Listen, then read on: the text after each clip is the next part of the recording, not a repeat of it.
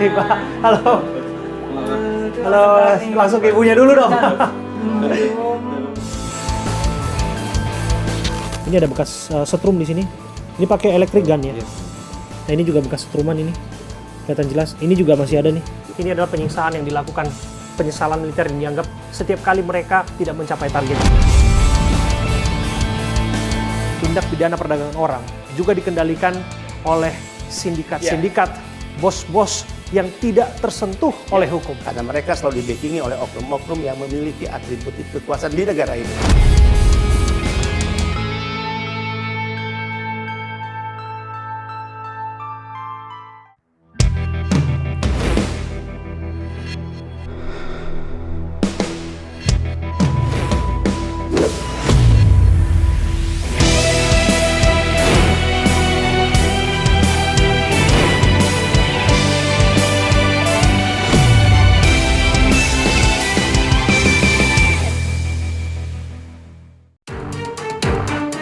Sebanyak 26 orang korban tindak pidana penjualan orang (TPPO) yang sempat mengalami penyekapan selama berbulan-bulan di daerah konflik Myawaddy, Myanmar, kini sudah pulang ke Indonesia dengan selamat. Mereka pulang setelah melalui perjuangan yang tak mudah. Usaha pembebasan yang berliku akhirnya menemui titik terang hingga semua WNI berhasil dibebaskan dan dibawa ke rumah aman di Thailand. Selama berada di Thailand, mereka terbebas dari penyiksaan yang selama ini dialami saat bekerja menjadi scammer di Myanmar. Kami mewakili 20 orang korban yang disekap di Myanmar dan kami ingin mengucapkan terima kasih kepada Bapak Presiden Joko Widodo, Ibu Menlu, Bapak Kapolri yang sudah menyelamatkan kami dan saat ini kami sudah sampai di Bangkok, Thailand. Kedatangan para korban dijemput perwakilan Kementerian Luar Negeri, Bareskrim Polri, Kementerian Sosial, BP2 PMI, yang kemudian langsung dibawa ke Rumah Aman Perlindungan Trauma Center (RPTC) milik Kemensos di Bambu Apus, Jakarta Timur untuk menjalani perawatan dan pemulihan psikis. Di episode AB Plus sebelumnya, saya Abraham Silaban sempat menemui orang tua Panji Apriyana, salah seorang WNI yang menjadi korban TPPO di Myanmar. Kepada saya, Ibu Ida Nur menceritakan upaya dirinya memulangkan Panji ke tanah air. Dan pada kesempatan ini, saya kembali ke rumah Panji dengan suasana yang berbeda. Sobat AB Plus, saya kembali hadir di kediaman Ibu Nur Haida. Ibu Nur Haida adalah ibunda dari Panji Apriyana, korban dari tindak pidana perdagangan orang yang sempat mengalami penyiksaan di daerah milisi Myanmar. Panji sudah kembali ke tanah air. Bu Ida, nampaknya sudah mulai cerah ini karena kita dengar Panji sudah kembali ya Bu ya? Iya, alhamdulillah. Mas Abraham, Panji itu pulang tanggal 26, sampai di Bandara Suta itu kurang lebih setengah 10. Dan kita juga dapat informasi bahwa Panji akan segera pulang ke rumah. Iya, betul. Dan akan menginjakkan kakinya ke rumah ini. Ini tentu saja menjadi momen yang ditunggu-tunggu dan dinanti-nanti ya. Betul, Bu Ida. Bu Ida, ya. Boleh kita tahu nggak Panji saat ini sudah di mana, Bu? Boleh ya, Bu ya? Coba kita telepon ya, Oke. Mas Abraham ya. Sobat, ini mudah diangkat. akan ditelepon oleh Bu Ida yang selama ini berjuang untuk Panji, untuk video call memastikan atau bagaimana anaknya ya, Mas Abraham? selamat. Coba telepon biasa aja. Apa? Ya, boleh.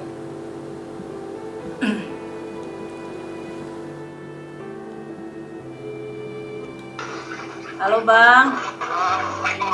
Waalaikumsalam. Di mana Nak? Udah di mana? Udah di mana?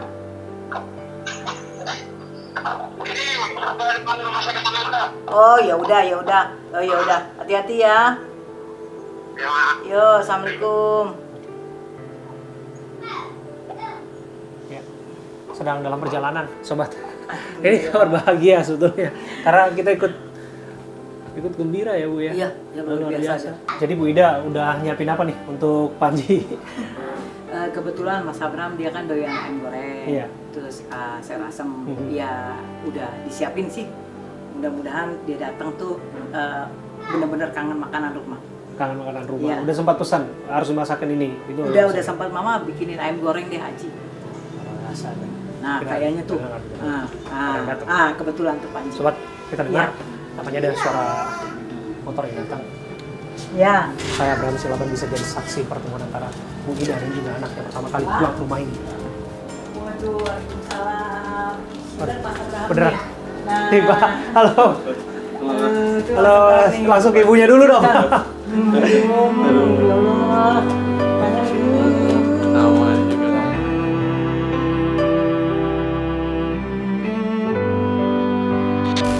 Ya Allah, biasa. Rino. Halo, sayang, sehat-sehat ya. Selamat dari ya. Ini Fahmi Mas juga. Abraham nih dari Anyus nih. Halo Mas Rifano. Ya. Luar biasa. Sehat-sehat semua ini? Alhamdulillah sehat-sehat. Waduh. Ini sudah ketemu sebetulnya di ruang singgah ya waktu Iya, itu ya, di RPTC. ataupun di trauma center, dan pada akhirnya bisa menginjakan kaki kembali ke rumah ya. Iya, seneng banget Mas. Nggak nyangka sih bisa pulang kita juga. Luar biasa ini. Kita udah nggak ngira kalau bakal bisa selamat gitu kemarin, karena kan nggak tahu kalau bisa diselamatin sama pemerintah juga. Ya, udah lega banget berarti. Lega Mas. Mau didong Bisa sekali lagi. pulang. Ini langsung dipeluk dong ini ibunya. Luar Ini biasa anak Mas. saya juga. Ini anak saya juga nih. Anak saya juga ini. Ini anak saya Kita sama-sama boleh pelukan di sini. Yo. Ini luar biasa. Alhamdulillah ya Allah. Ini Alhamdulillah ya Allah. ini begitu luar biasa sobat, karena wow, ini haru betul bagi saya karena ini adalah dua warga negara Indonesia, saudara-saudara kita sebangsa dan setanah air yang juga tanpa mereka sadari di luar dugaan mereka mengalami penyiksaan saat mereka mencari pekerjaan. Dan wow, tak seorang pun mungkin menyangka, bahkan mereka pun saya pikir nggak menyangka mereka bisa kembali dalam waktu yang dekat. Iya. Mereka bisa pulang dengan selamat. Betul. Disiksa betul, Bener. disandra, Sandra, disetrum, seseru. dan saat ini udah kembali ke keluarga. Tapi banyak cerita di balik ini sobat, banyak cerita tentu saja yang akan kita ulas bersama-sama dengan Mas Vano dan juga ada Panji dan Ibu ya. Ya. Barangkali bisa diceritakan kepada kami apa yang dialami di sana, sembari juga bisa mendekat memeluk sang ibunda, dan saya dengar juga sudah kangen makanan kesukaan. Ya. Makanan Indonesia. Masakan Makanan rumah, masakan mama ayam goreng. Ya, Iya. betul. Sudah disiapin dari second bocor. Siap. Udah lapar jangan-jangan Ya, kita yuk, langsung mari, masuk mari, aja. mari. Ayo, mari. Kita masuk ya, boleh ya? Boleh, boleh. Ya, Mas Fadli. Sobat, saya Abraham Silaban dan tim kami, tim AB Plus, kami tak henti-hentinya merasa gembira tentu saja, dan sebagai bentuk komitmen kami juga untuk memastikan suara keadilan itu tetap dikumandangkan sebagai bentuk upaya bahwa keadilan bisa ditegakkan dan warga negara bisa diselamatkan. Gimana, senang dong berarti ya Mbak Bu Ida? Wah, alhamdulillah banget, senang ngelihat Panji, anak-anak yang 20 orang itu, alhamdulillah senang Senang ya? banget, luar biasa, nggak bisa kebayar. Saya coba ngobrol sekarang dengan Panji. Iya. Mas Panji, Iya. gimana perasaannya sudah kembali pulang ke Indonesia? Seneng sih Mas, tapi masih nggak nyangka gitu. Kalau masih kita bisa diselamatkan gitu 20 orang dari pemerintah juga kan. Tapi ya emang benar kita bisa selamat gitu sekarang. Jadi senengnya, aduh nggak bisa nggak bisa diungkapin Mas. Bener. Iya. Terus juga kita ber-20 sekarang udah pada pulang ke rumah masing-masing. Sepi, biasa bareng-bareng. Sedih juga sih tadi kita pada perpisahan bareng-bareng gitu. Oke, jadi ada semacam solidaritas Iya, kekeluargaan yang benar. terbangun di sana ya. Di sana benar. Udah menyangka juga Mas. Bisa sampai selamat sampai sekarang juga. Orang kita udah pikiran ya kita dijual nggak akan bisa pulang lagi gitu. Serius, Mas? Iya. Mas.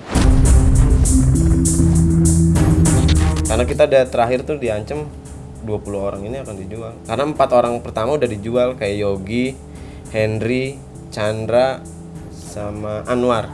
Dijual kemana? Ke company lain pindah. Sampai pada akhirnya Mas Panji dan juga Mas Rifano merekam video itu. Ini menarik nih. Iya. Merekam video itu. Itu inisiatif siapa? Karena tahu betul pasti begitu itu goes viral, begitu itu viral, tentu saja pasti ada konsekuensinya. Itu ide siapa? Ide gila siapa pertama kali? Kalau untuk video itu idenya April karena kan koordinator semua yang ngurus di Myanmar tuh April. Jadi dia meminta ke kita, siap nggak kita bikin video untuk dikirim ke Indonesia biar diviralkan gitu, tanpa di blur muka kita. Kita semua 20 mau demi kita pulang. Dan pada akhirnya ketika itu video diviralkan, ini 20-nya semua udah pasti kena getahnya ini ya. Semua sudah pernah dihukum, setidaknya dicambuk, disuruh lari keliling, push up, kemudian sampai disetrum dan sebagainya. Pada akhirnya ada yang dihukum lagi nggak? Ada yang dihukum parah nggak setelah video itu viral atau video itu ramai mendapatkan respon publik?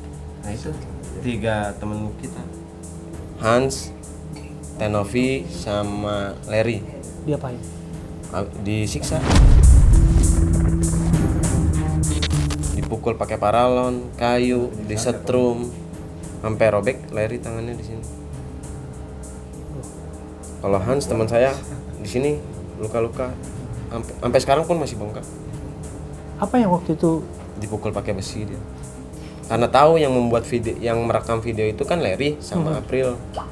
Larry ini yang mengaku ke manajer kita kalau dia mau merekam video itu. Bagaimana semua kawan-kawan ini bisa menahan sakitnya siksaan itu?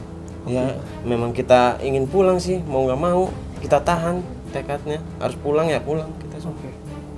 Memang sudah ingin pulang. Iya ingin pulang. Udah bulan. Mau apapun yang terjadi, ya Harus mati pulang. ya mati. Berkenan tidak untuk menunjukkan kepada kami masih ada tidak bekas-bekas siksaan itu? Masih ada. Coba. Ini bolong nih. Mana? Setrum kena kawat. Di sini. Oke. Boleh saya lihat. Ini adalah bekas siksaannya. Ini bekas bolong ya? Iya. Oh iya, saya masih lihat ini ada bekasnya nih. Ini ada bekas setrum di sini. Ini pakai electric gun ya? Iya. Oke. Ini berapa lama ini? Berapa lama yang lalu disiksanya, Mas Panji? Bulan Januari saya pertama kali disetrum. Ini di setrum. Ini Januari di sini. Nah, ini bekas setruman Januari nih, sobat. Anda bisa lihat ini. Dan coba lihat lagi yang ini. Nah, ini juga bekas setruman ini. Kelihatan jelas. Ini juga masih ada nih. Karena pakai kawat dia. Seperti digigit ular ya. Iya. Mas Rifano juga diapain waktu itu? Selain disetrum, Ya kayak training exercise model kayak militer mas. militer ya. Sampai kayak sikap militer sikap penyesalan militer ya, yang kita kepala di bawah tuh dibuat terik matahari itu bisa sebentar 15 menit. Saya ingin tahu persis itu. Bagaimana sih penyesalan militer yang dimaksud Kepala tadi? di lantai. Boleh dicontohkan, Mas? Kita mau lihat sekali lagi sikap penyesalan militer, Mas Panji. Panji, ini pakai mata bang. Seperti ini, sobat. Tunggu bang, tunggu bang, ayo.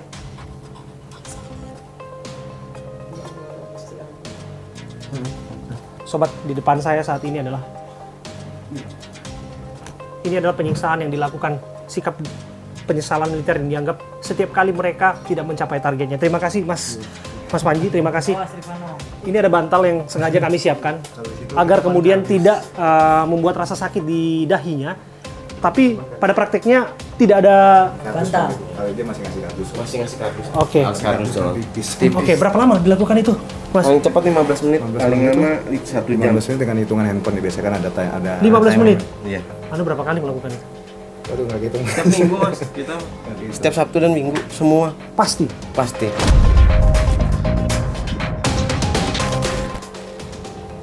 Gila. Karena setiap Sabtu Minggu itu kita harus mendapatkan kontak paling dikit 30 kontak nomor warga negara Amerika dan Kanada. Oke, nah ini sudah masuk ke sana. Betulkah kemudian memang nomor itu ditujukan adalah nomor yang nanti akan menjadi korban-korban scamming? Iya benar. Mas, ini mengenai pekerjaan yang dilakukan di sana.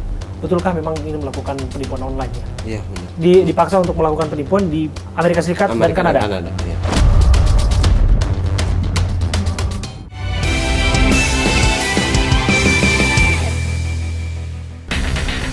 Selama berada di Myanmar, para WNI korban TPPO termasuk Panji dan Rifano mengalami sejumlah siksaan fisik. Saat bekerja tak mencapai target, hukuman mulai dari jalan jongkok, squat jam, hingga disetrum menjadi santapan mereka sehari-hari. Kini, bekas luka yang ada membekas dan trauma psikis pun dialami. Selain bahwa tadi ada sikap penyesalan sebagai bentuk hukuman, kami juga dengar ada jalan jongkok ya? Jalan itik, kalau mereka namakan jalan itik. Jalan itik. Jalan itik, lompat kodok, lompat katak kalau orang Melayu ngomong lompat katak. Boleh kita lihat itu bentuk lompat kodok 24 katak itu. Kalau sadis itu nggak bisa naik tangga abis itu. Oh gitu. Bisa nggak bisa naik tangga. Oke, gimana? Biasa dibikin kayak gimana itu, Mas? Dari jongkok tempat katak ya, makanya begini nih. Sebentar mas, saya akan taruh. Oke. Oke. Oke. Kalau kita terusin bisa. Oke, itu berapa jauh, Mas? Keliling lapangan. Lapangannya gede, susah diukur deh. 2 kali 8 basket. 2 kali lapangan basket. 2 8 basket. Itu lompat kodok. Iya. Oke. Itu Jalan- 10 kali. Oke, jalan itik. Itu kayak jalan jauh gitu. Kayak orang Oke, habis melakukan yang- kriminal. Ya begini aja ya. Nah, Oke. Oke. Oh, 10 kali. itu selama 10 putaran. Iya, 10 putaran. 10 putaran. Kalau tidak capai target. Iya. Iya. Dan Anda berdua mengalami itu berapa kali dalam seminggu? Setiap minggu mas, Sabtu Minggu itu. Hampir bisa dipastikan. Iya. Bahkan Ini jangan gila. kan di lapangan, di lokasi kantor aja kita digituin. Iya. Oke, gila. Orang pada kerja, kita jalan-jalan keliling-keliling meja-meja teman. Karena tertidur hanya 1 detik, merem pejamkan mata 1 detik, itu kena. Dihukum kita langsung. Dihukum. Dihukum. Mas Panji juga Iya. mengalami itu karena Iya. tertidur. Iya, karena tertidur. Bahkan saya dengar karena ke toilet juga di setrum. Iya, kelamaan di toilet. Sering bolak-balik toilet, disangkain saya tidur di toilet, padahal perut saya sedang nggak enak. Mas Panji, Iya, Anda sempat kejang-kejang. kejang-kejang. Step gitu mas. Udah ingin gigit lidah, sama ini udah kaku semua. Ini udah begini, terus ini kaki udah merapat begini juga. Itu yang nolongin Bang Iwan sama Fuad yang bawa saya ke kamar. Nggak lama saya dibawa ke rumah sakit Cina. Di situ saya dikasih suntikan 1 kali, infusan 4 sama obat, baru saya bisa sadar itu. Apa katanya? Trombosit apa ya? HB-nya turun. Saya juga dengar akibat penyiksaan ini semua, kawan-kawan juga bahkan sampai detik ini pun di antara kawan-kawan juga ada yang mengalami trauma psikis, betul? Iya. Anda sendiri masih ada? Masih nggak percaya gitu mas. Kalau udah bisa pulang, kayak ngeliat orang ngomong ke saya gitu, kayak dia ngomong saya nggak percaya sama dia. Oke, Mas, ini mengenai pekerjaan yang dilakukan di sana. Betulkah memang ini melakukan penipuan online ya? Iya benar. Dipaksa untuk melakukan penipuan di Amerika Serikat dan Kanada? Iya. Benar. 2 negara itu. Oke. Hanya itu. Tugas Anda adalah untuk mencari kontak Kontak WhatsApp, melalui apa? Twitter. Twitter, Platformnya Twitter, aplikasinya. pakai fake account. Mereka kalau Oke, berusaha untuk melakukan pendekatan lah kepada orang-orang ya. Oke, dan dari situ nanti akan dapat kontaknya. Nah, kalau nggak dapat kontaknya itu dihukum. Iya. itu Ada sanksinya itu. Dan ini tentu pekerjaan yang tidak pernah terpikirkan karena tadinya dijanjikan customer service. Iya. Oke. kita jadi penipu scammer di sana. Oke. Dan itu secara batin juga pasti bergolak di situ ya, bergejolak pasti ya. Iya. Ada pergolakan batin untuk tidak melakukan itu. Saya juga dengar Targetnya. kalau ingin keluar dari pekerjaan ini, sekalipun kontraknya nggak jelas ya, disebutkan 1 tahun, tapi kalian nggak bisa melihat kontraknya, disuruh tanda tangan dalam bahasa Cina yang tidak bisa diterjemahkan, nah, mengerti tentu saja ya.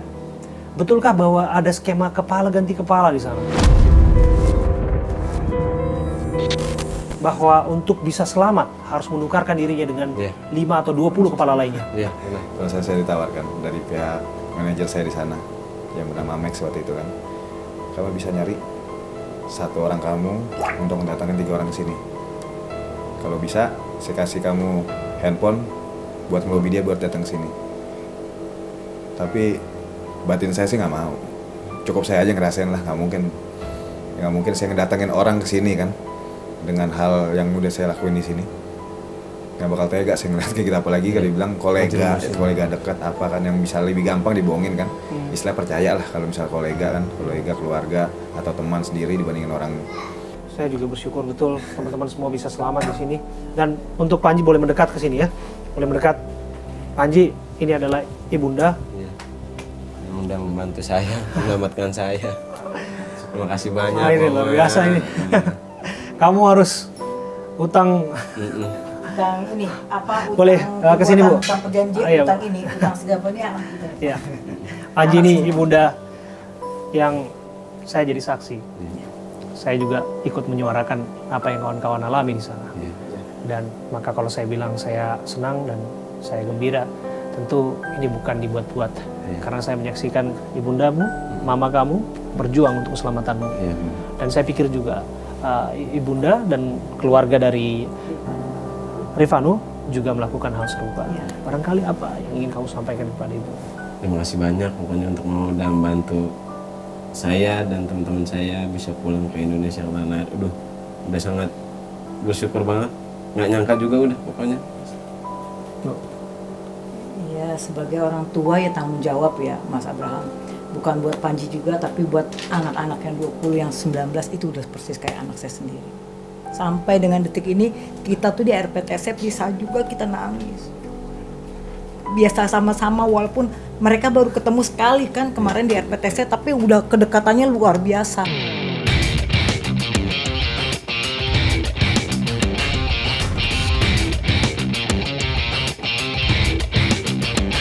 Wida, Mas Panji dan juga Mas Rifano, saya turut bahagia dan turut menikmati, kita bisa katakan ini semacam sedikit syukuran lah ya. Jadi kita bisa menikmati santap di sini dan sebagai pelipur lara dan Mas Panji sudah pulang ke kediamannya, kami turut senang dan turut menikmati hidangan masakan sang mama dan Mas Rifano juga sudah ketemu keluarga dan ikut bersama-sama dengan kita. Luar biasa, terima kasih kawan-kawan dan kita bisa menikmati sama-sama. Oke. Jangan mudah terbujuk untuk direkrut dalam janji-janji pekerjaan ke luar negeri dengan cara-cara ilegal. Cara-cara ilegal. Kuncinya itu.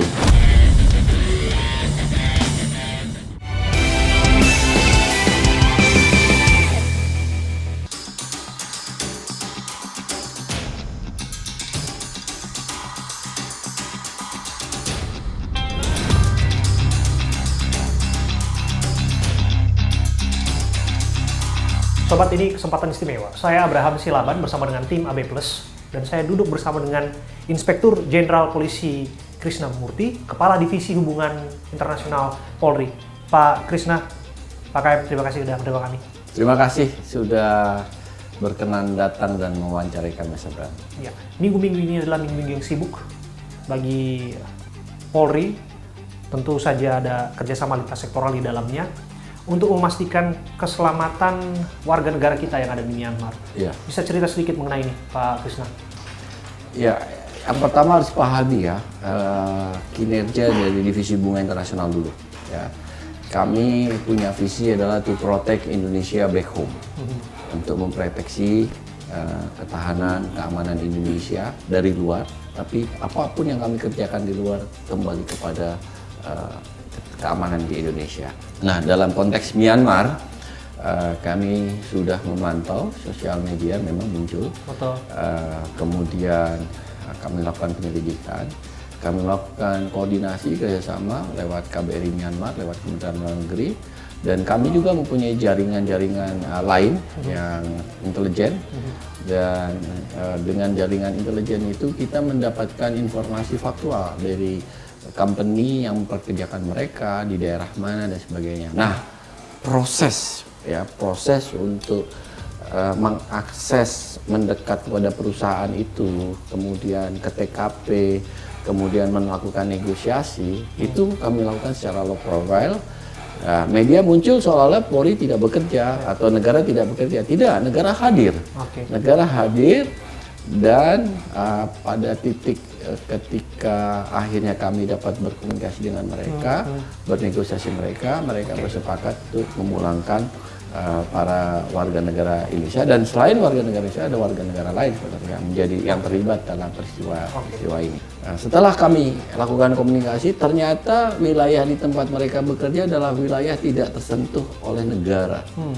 Jadi Myanmar ini kan negaranya banyak masalah ya, termasuk sekarang pemerintahnya oleh junta ya, junta militer.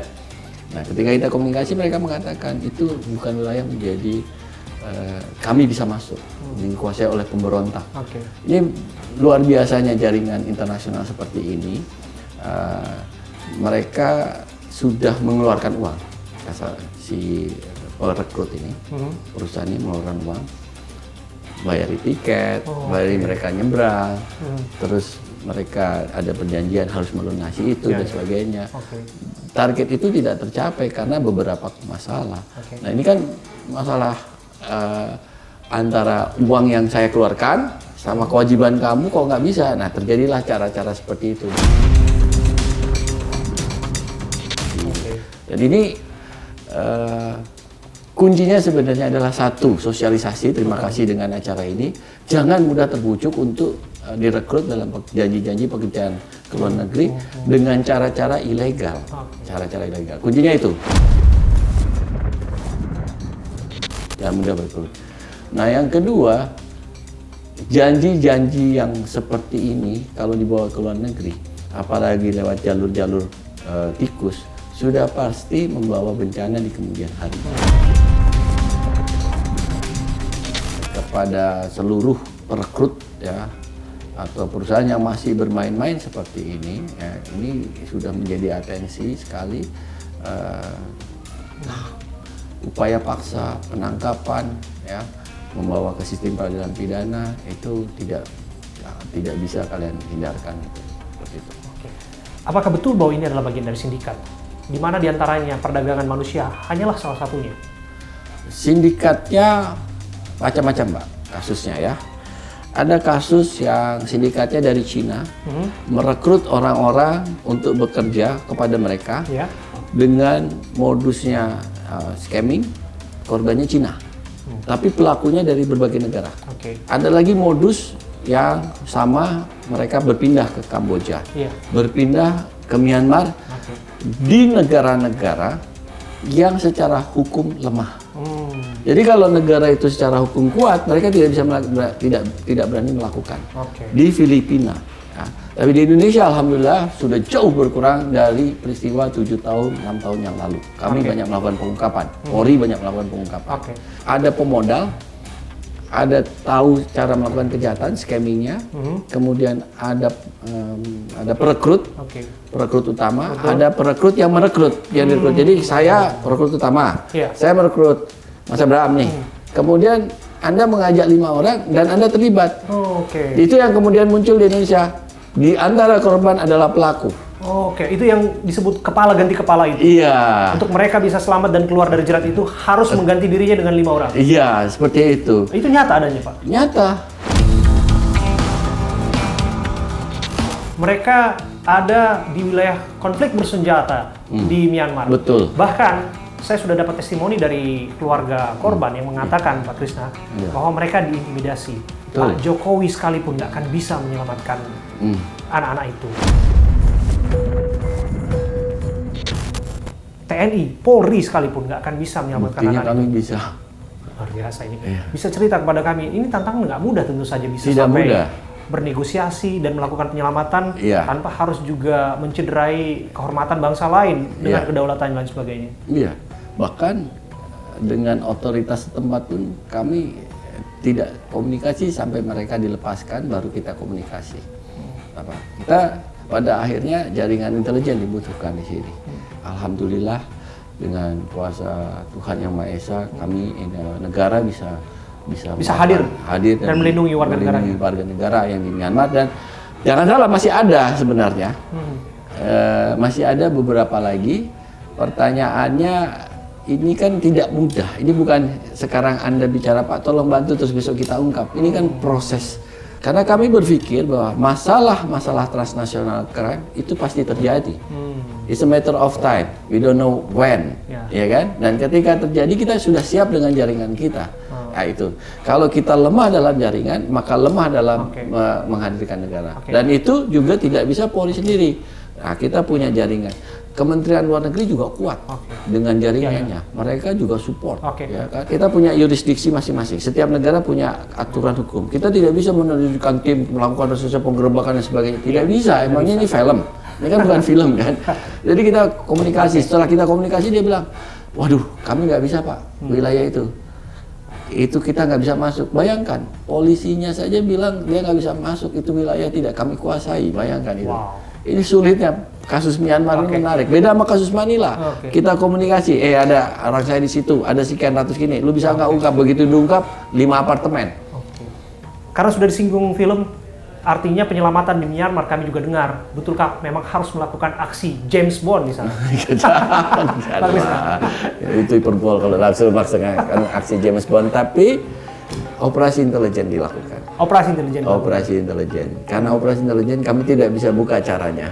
Ya, alhamdulillah kita bisa memulangkan mereka, menyeberangkan mereka. Nah, ketika sekarang menjadi tanggung jawab pemerintah Indonesia secara in general, bukan lagi Polri kan kami penegakan hukumnya sudah, kami ungkap pelakunya di Indonesia, 2 kami tangkap, itu ranah kami. Nah, berikutnya negara hadir dengan cara ini. Dan terima kasih sekali lagi Pak Krisna ya, Sama-sama. Kepala Divisi Internasional Polri, Inspektur Jenderal Murti sudah berbincang bersama kami. Izin Pak Presiden, kenapa penempatan ilegal dikendalikan oleh sindikat dan mereka menjadi kelompok sekalipun kecil secara jumlah ya the untouchable?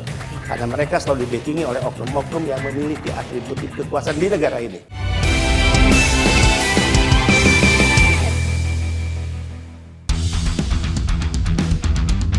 Badan Perlindungan Pekerja Migran Indonesia (BP2PMI) menjadi salah satu pihak yang terlibat dalam pemulangan ke-26 WNA korban TPPO di Myanmar.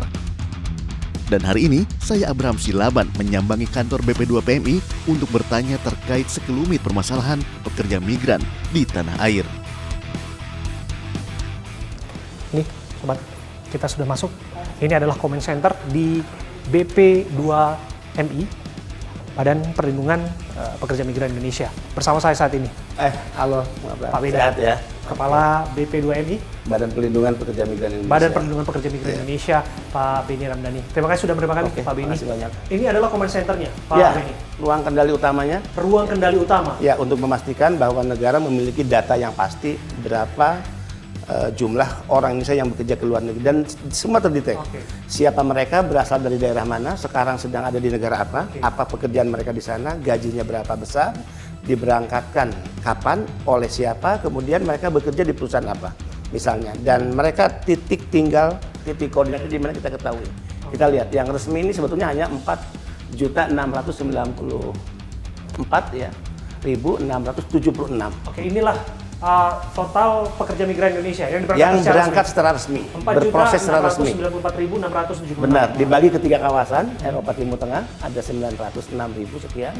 Kemudian di Asia Afrika pasti terbesar ini ya, trennya 3.669.000 atau 78,79%. Kemudian Amerika Pasifik 89.076 atau 1,90%. Ya. 94.000 pekerja migran Indonesia sedikitnya dalam 3 tahun terakhir bermasalah dan deportasi ya Pak ya. Kemarin saya diundang oleh Presiden rapat khusus ya, dan saya menyampaikan dalam paparan bahwa 3 tahun saya memimpin BP2MI, kurang lebih 94.000 anak-anak bangsa kita dideportasi dari beberapa negara, lebih banyak Timur Tengah dan juga Asia. Dan 90% dari 94.000 adalah mereka yang dulu berangkat secara unprocedural atau ilegal.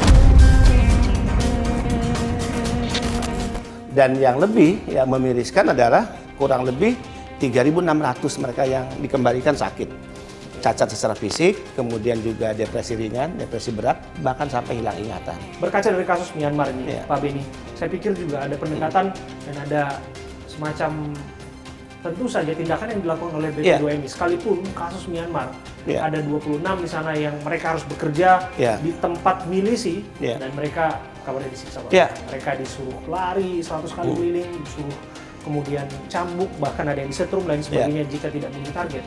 Itu gimana? Iya, sebetulnya Thailand, kemudian Kamboja, Myanmar itu kan bukan menjadi negara tujuan pemerintah untuk menempatkan pekerja kita ke negara tersebut. Otomatis yang bekerja di sana adalah unprocedural, kecuali Myanmar hanya untuk skema UKPS untuk kepentingan perusahaan sendiri. Artinya jika ada perusahaan kita BUMN memiliki proyek di Myanmar atas nama pekerjaan itu, kemudian dia mengirimkan pekerja kita, itu sah. Di luar itu maka mereka adalah unprocedural. Di belakang saya saat ini, kita lihat ini adalah big data yang dimiliki oleh BP2MI, betul ya? Kalau kita lihat bagaimana ini Pak? Dari 4,6 juta kita breakdown, misalnya kita cek sekarang untuk mereka yang berasal dari Kabupaten Bandung kota, kita breakdown ada 6.457 yang bekerja di luar negeri. Kita lihat siapa saja mereka. Nah, langsung ketahuan di sini nama-nama mereka, NIK-nya jelas karena based on NIK, ya. Kemudian negara mana mereka bekerja, melalui skema apa mereka berangkat, ada P2P, ada perseorangan mandiri, ada G2G, ada UKPS, ya. Kemudian sektor pekerjaannya formal, jabatannya spa terapis, waitress, care worker, farming, tahun keberangkatan atau berproses. Kemudian kita sekarang breakdown nama Pina yang kerja di Uni Emirat Arab, kita bisa lihat. Pina, ya, nicknya, tanggal lahir, usia, kemudian jenis kita bisa juga kelamin. lihat gajinya di Ya, sini berapa. gajinya, Wow. ya, langsung ketahuan, ya, jabatannya, dan tempat tinggalnya di mana. Coba kita lihat, dia tinggal di mana di Uni Emirat Arabnya. Oke. Ini titik koordinat dia tinggal, sehingga negara bisa memastikan jika dia mengalami masalah, dia mengontak kami langsung kerjasama dengan perwakilan kita, kemudian lakukan evakuasi sebagai bentuk tindakan penyelamatan. Dan saya punya data, saya punya namanya, salah satunya Panji Apriana, dan kita juga punya NIK-nya yang kita mau bacakan. Barangkali kita juga bisa cek sebetulnya, Pak. Betul. Namanya muncul, kemudian menjadi perbincangan publik, dan begitu dicek di sini bisa ketahuan dia Iya. berangkat ilegal ataupun Iya. dia berangkat resmi. Tentu berbasis NIK. Jadi kalau kita tahu NIK-nya, kemudian kita masukkan login ke dalam sistem kita, nggak keluar, pasti dia berangkat tidak resmi. Boleh kita masukin datanya? Bud, ada. Sudah masuk ke datanya? NIK-nya kita cek nama Oke. Panji tadi. Sobat, ini pertama kali kita akan cek nama Panji Apriana, salah satu korban yang mendapatkan penyiksaan bahkan disetrum di daerah milisi Myanmar. Kita mau pastikan sebetulnya di sini dengan big data seperti ini, begitu nama itu pop up, tentu saja Pak Beni dan tim BP2MI harus melihat data ini dan memastikan apakah dia termasuk yang legal atau ilegal. Sekarang kita sudah tahu yang bersangkutan tidak ilegal, tapi ini untuk memastikan saja bahwa sistem ini berjalan sebagaimana mestinya ataupun tidak. Kita lihat. Iya, NIK-nya dimasukkan tadi. Ya, sekarang coba didemokan. Oke, Oke, ini NIK-nya. oke, ya, NIK-nya contoh. sudah dimasukkan Oke, dan lihat begitu sekarang. loading hasilnya tidak ada ya? Tidak ada. Ya. Ini lihat nih. Ini dia. Total penempatan pekerjaan 0. Jadi sudah dipastikan Total yang nama bersangkutan anggota. benar-benar berangkat setidak resmi. Oke. Jadi dalam banyak kasus sebetulnya mereka yang mendapatkan penyiksaan, mereka yang mendapatkan tindakan kekejian dalam Kekerasan pekerjaan. seksual, Kekerasan kekerasan seksual termasuk fisik, ya, Pak? ya. Fisik, mohon maaf, termasuk pembunuhan juga ya Pak ya? Ya, Nah, penganiayaan. mereka berangkat melalui jalur yang ilegal.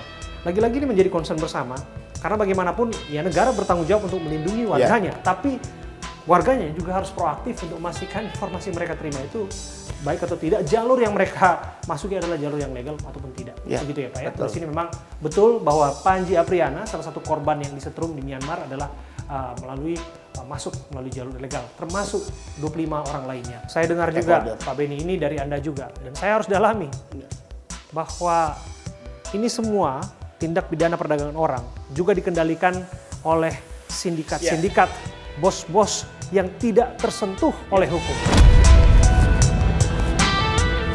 Ya, kemarin di depan presiden saya ulangi, karena saya nggak terbiasa basa-basi ya.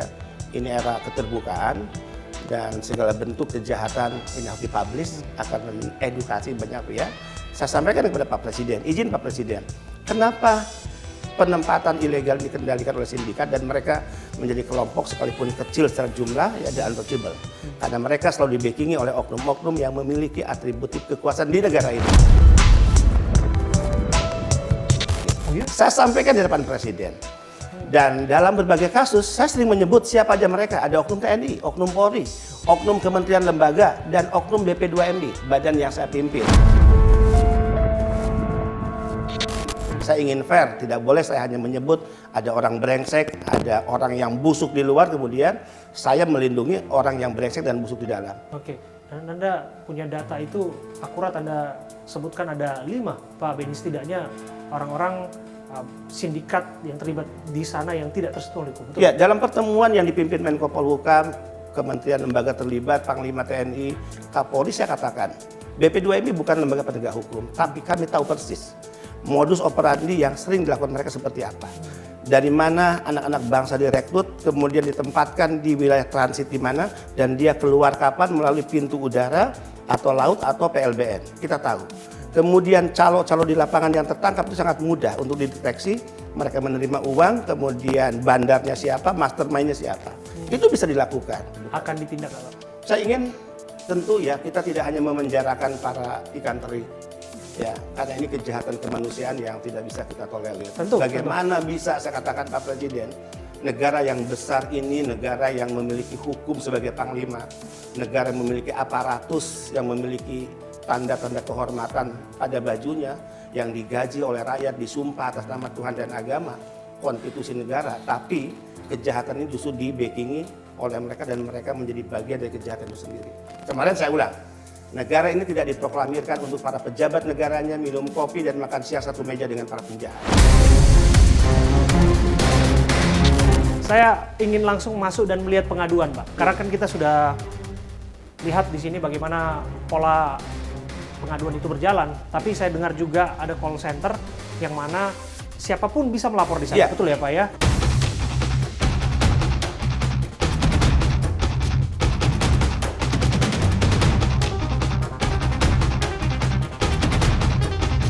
Berarti aduan setiap tindak kekerasan dan kejahatan yang dilakukan terhadap pekerja migran yang luar negeri juga masuk ke sini, dilayani 24 jam sini, dan begitu laporan itu masuk, delivery ke ruangan tadi, ya, kemudian masuk ke ruang kendali. Oke, masuk ruang kendali. Dibagi ke 3 kawasan, Amerika Pasifik, Asia Afrika, dan Eropa Timur Tengah. Kemudian setelah masuk ke kawasan tersebut, dia naik ke direkturnya, kemudian deputinya, tindakan apa yang dilakukan. Selain secara formal ya, lembaga memiliki sistem pengaduan, sebetulnya nomor handphone saya kan sering dikasih ke PMI, ya, saya bisa menerima langsung WhatsApp, kemudian juga video call, itu kebiasaan saya. Banyak orang tanya kenapa harus video call.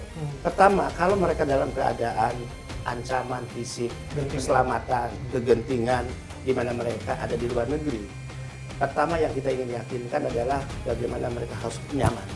Mereka berhadapan video call melihat saya sebagai kepala badan yang mewakili pemerintah, minimal itu.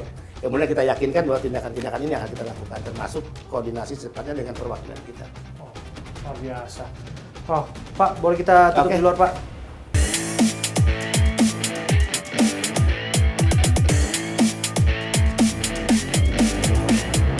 Semua data yang ada di comment center ini kan data yang sangat mahal.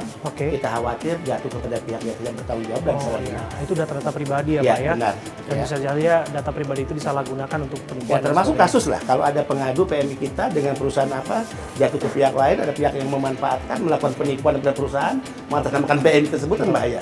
Luar biasa. Kalau kita ulas lebih lanjut lagi, harapannya sih semua persoalan ini akan bisa diselesaikan secara bertahap dan negara terus hadir dalam persoalan Ya, itu ya. saya sering mengatakan negara tidak boleh kalah, negara hadir dan hukum harus bekerja, itu kuncinya. Luar biasa, ini dia Pak Benny Ramdhani, Kepala Badan Perlindungan Pekerja Migran Indonesia, sudah menerima kami dan berbincang bersama kami di M+. Sekali lagi terima kasih. Terima kasih, Pak Benny Ramdhani. you. Terima kasih atas waktu Anda.